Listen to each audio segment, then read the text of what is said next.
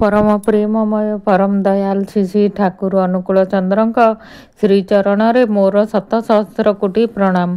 परम आराध्या जगज्जननी बड़मा श्रीचरण रे मोर प्रणाम। परम पूज्यपाद बड़दा श्रीचरण रे मोर प्रणाम। पूज्यपाद आचार्य देवंक श्रीचरण रे मोर प्रणाम। मोर यही वीडियो देखुथिबा अगणित इष्ट प्राण गुरु भाई गुरु माँ मानंकु मोर अंतररु सदापूर्वक जय गुरु।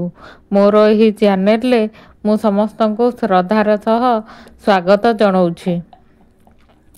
आजिर प्रसंगटी होउछि श्रीमुख निर्देश। श्री श्री ठाकुर कौन करने हेब जानती। जगत आज पर्यंत जेते जेते महापुरुष अवतार आदि आसीचंती सेमाने जहा करि जाइचंती सेई सनातन सत्य उपरे ठिया होई आम मानंकु एपरी गोटिए पक्का रास्ता करि देई जिबाकु हबो जेउथेरे समस्ते अनायासरे चरम धाम को जाई पारंती। अर्थात सत्ययुग आनिदेबाकु हेबो। सबुटार भितरे सेई सनातन सत्य स्वरूप को देखई देबाकु हेबो।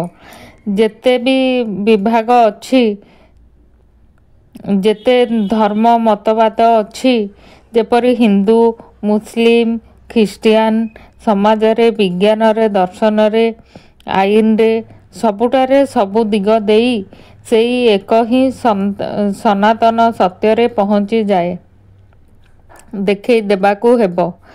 अति साधारण जो जागतिक व्यापार ताहा आउ असाधारण जो सबु कार्य ताहाठारु सेई गोटिए सनातन सत्य पाई हुए ताहा करी देखैबाकु हेबो। गोटिए भावर विभिन्न विकास सबुटार भितरे सेथिपई सबु भावर सबु रकमरे करी देखैबाकु हेबो।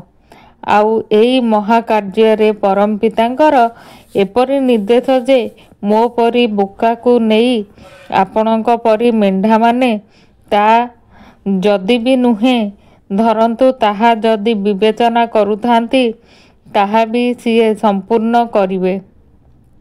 ताहा जेते दिन पर्यंत करि नाहांती काहार भी निस्तार नाही। पुनः पुनः आसीबाकु हेबो। एते टिकिए भी डेरी करिबाकु देबे नाही। जीवा मात्रे पुणी आसीबाकु हेबो। श्री श्री ठाकुर जय गुरु।